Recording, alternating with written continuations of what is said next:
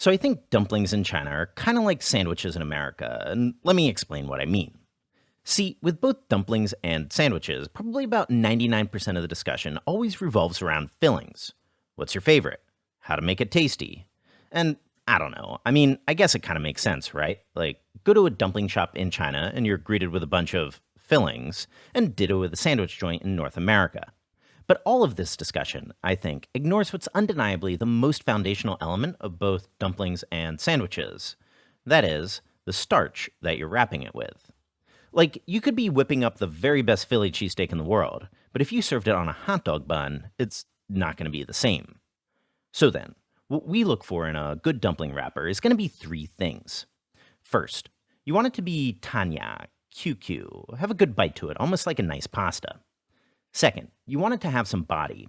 This isn't a gossamer thin wonton after all. The starch is part of the experience. And lastly, you do want freshness. The longer the wrapper sits out, the more flour you dust over it, the more the wrapper can sort of separate from the filling and rob you from that satisfying uniform bite.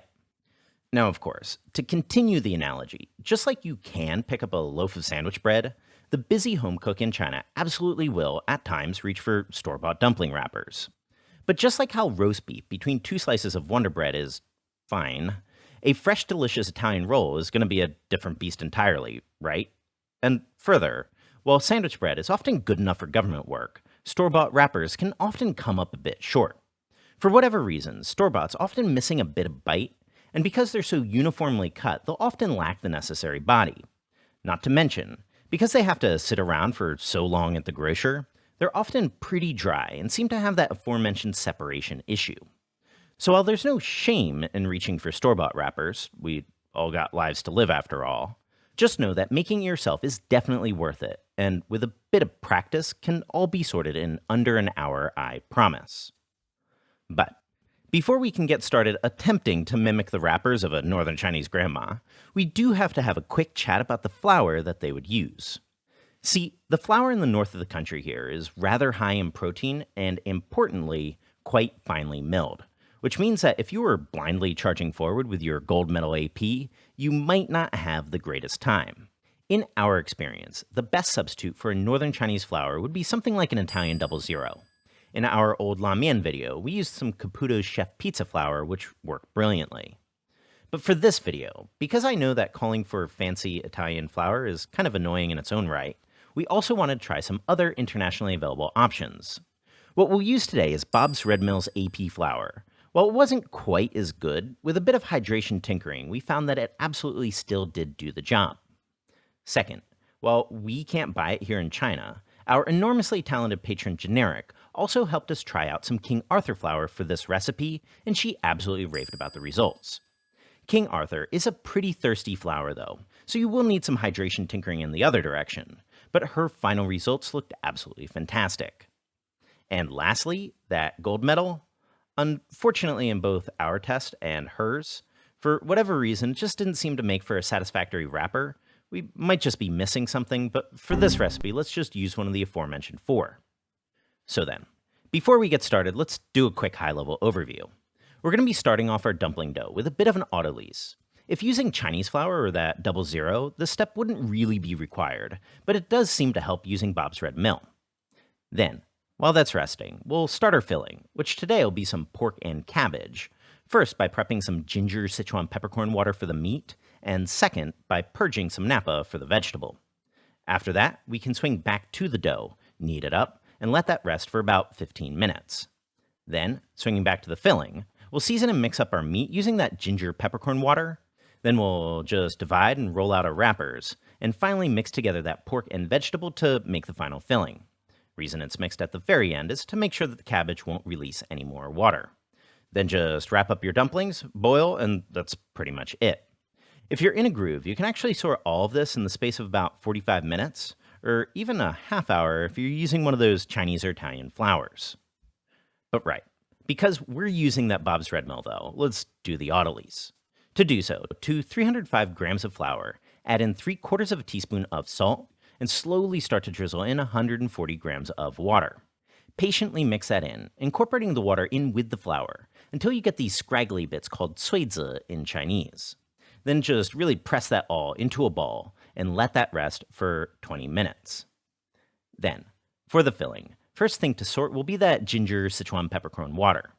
We're going to be adding a whole bunch of this to the pork to moisten things up. So to make it, just toss a half tablespoon of Sichuan peppercorns together with an inch of smashed ginger into a bowl and fill that up with about 2/3 of a cup of hot boiled water. Let that steep for about 30 minutes or so, and once the water is no longer hot, strain out those aromatics and let that chill till you're ready to use it. Next up, our Napa cabbage. Now there's generally two ways to crack this nut: blanching and purging, and we personally prefer the final texture of the latter. To do so, first mince up about 300 grams worth of Napa cabbage and toss that into a big bowl together with a half tablespoon of salt. Mix that real well and let it sit for about 10 to 15 minutes. Then, after that time, just squeeze out some of the excess moisture and toss in a tofu or cheesecloth to finish the job. Just squeeze and really wring it out to make sure that you got every last reasonable drop. Toss it all in a small bowl and set that aside till you're ready to wrap. Now, our 20 minutes of resting should be about done, so open things up and get to kneading. You do want a strong dough, so do be a bit patient with this. Knead for about 10 to 15, and a stand mixer on speed 3 would also work just as fine. Now, interestingly, when working with Bob's Red Mill, we found that we could never quite get it to that smooth stage that you tend to shoot for when working with Chinese doughs. It always ended up kinda pockmarked. But for dumplings, there's no need to obsess. As long as things are strong and uniform, it'll still make for a nice wrapper. So just cover and let that rest for about 15 minutes. Now let's tackle the meat. This was just 300 grams of pork belly, ground for us over at the market. The ham cut would also be ideal, but in a pinch you could also use a supermarket mince, just aim for something north of 30% fat. Then, to that, just toss in 1 teaspoon each salt, 5-spice powder, chicken bouillon powder, cornstarch, soy sauce, and liaojiu aka Shaoxing wine. Give that all a real good mix, then slowly start to drizzle in your Sichuan peppercorn water from before, stirring constantly. And while you don't have to be like Cantonese dim sum level paranoid with your stirring here, you do want the filling to develop some springing consistency. So I would recommend spending at least 3 to 5 minutes at this step. You want the filling to feel a bit sticky in the end. Dot a couple times for good measure if you feel like it, and set that aside. Now, at this point, our dough should be done resting, so we can divide things up.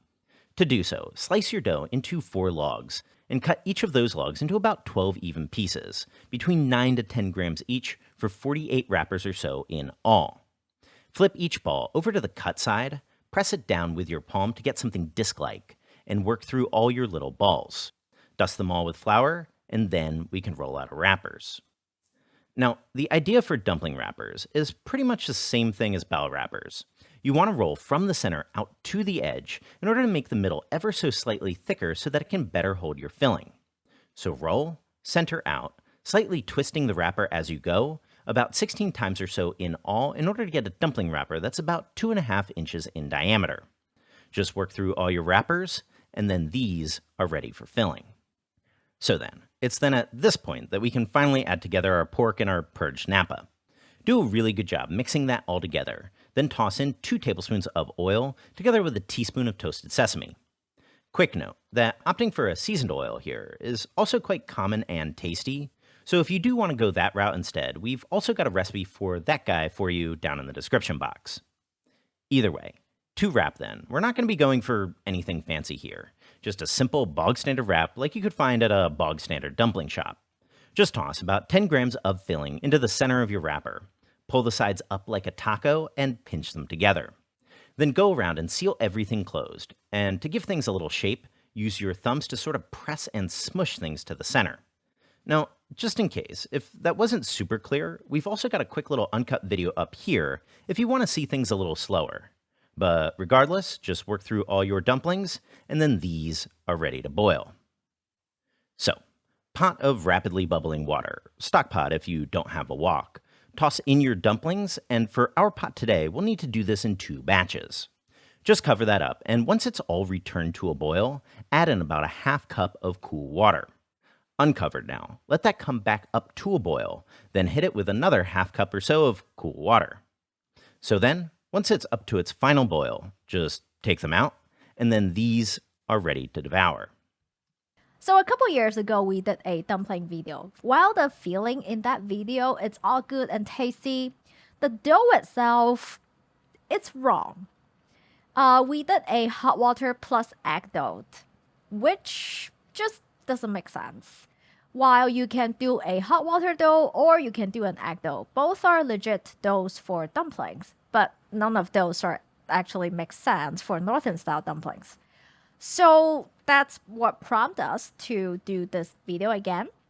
And now at the 5 year mark of doing our channel, we did a little reflection on our previous videos and recipes. So if you're curious to see what we think of our previous work, you can check out the pin note to see our little essay. So right, as always, check out the recipe in the description box. A big thank you for everyone that's supporting us on Patreon, and of course, subscribe for more Chinese cooking videos.